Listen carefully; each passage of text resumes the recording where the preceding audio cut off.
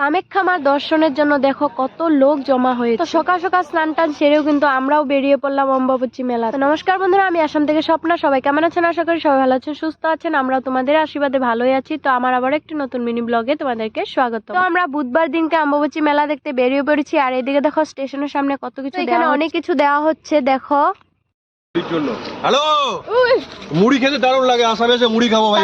এদিকে দেখো কামাখ্যা স্টেশনের সামনে কিন্তু অনেকটা বড় করে জায়গা করেছে এখানে থাকার জন্য। আর এখানে স্টেশনের সামনে কিন্তু অনেক খাবার দাবার দিচ্ছে, মানে ফেন্সি বাজার, পল্টন বাজার থেকে অনেক জায়গা থেকে এখানে খাবার ব্যবস্থা করা হয়েছে। আমরা গেটের সামনে পৌঁছে গেছি, টোটো করে আসলাম। তারপর এসে আমরা জুতোগুলো জমা দিয়ে দিলাম, এখানে ফ্রিতে জমা নিচ্ছিল। চলো ভিখালি পামে।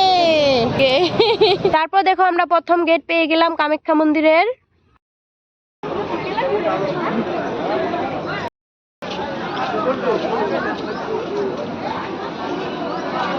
I am a Batman. And I am the cameraman. Viewটা just wow. Subscribe, don't subscribe. Unfollow. Unfollow করো। Guys, তারপর বন্ধুরা দেখো আমরা এখানে মাথায় মানে ফিতা বেঁধে নিলাম, অনেক ভালো লাগছিল ফিতাটা বেঁধে। তারপর এখানে ফটো শটো কয়েকটা তুলে নিলাম সবাই মিলে।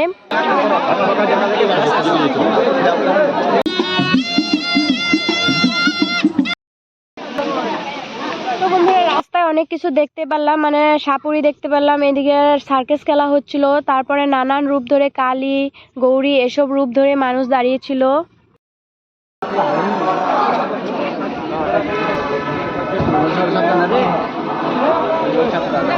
বন্ধুরা জানো তো শর্টকাট রাস্তাগুলো সব বন্ধ করে দিয়েছিল, একটা রাস্তা দিয়ে সবাইকে যেতে দিচ্ছিল। তার জন্য কিন্তু এত ভিড় হয়েছে। দিনটা কিন্তু মেঘলা মেঘলা ছিল, ভালোই ছিল, কিন্তু এতটা ভিড়ের জন্য কিন্তু অনেকটাই কষ্ট হয়েছে, মানে ঘেমে সেমে অবস্থা নাই।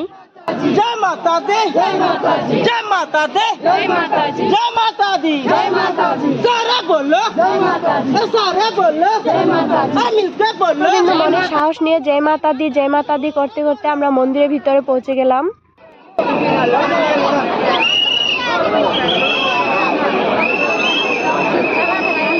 দেখো গেটের ভিতরে ঢুকেও কিন্তু এখানে প্রচুর লোক ছিল, আর এখানে অনেক ধরনের সাধু সন্ন্যাসীরা ছিল। যাই হোক, যেহেতু মন্দিরের দরজা বন্ধ, তো মন্দিরের ভিতরে তো ঢুকতে দেবে না, তাই কিন্তু মন্দিরের ওয়ালে আমরা মাথা ঠেকিয়ে প্রণাম করে নিলাম। আর এইদিকে দেখো মন্দিরটাকে এত সুন্দর করে ফুল দিয়ে সাজানো হচ্ছে, মানে দেখে অনেকটাই ভালো লাগছিল। আর এদিকে সিন্দুর দিয়ে পুরা মন্দিরটা একদম ভর্তি হয়ে গেছে। তারপর কিন্তু মন্দিরের দেওয়াল থেকে সবাইকে একটি করে সিন্দুরের ফুটা দিয়ে দিলাম। কামাখ্যা মন্দির দর্শন করে তোমাদের কেমন লাগলো? তো আজকের মিনি ব্লগটা এই পর্যন্ত। সবাই ভালো থেকো, সুস্থ থেকো। আজকের জন্য টাটা।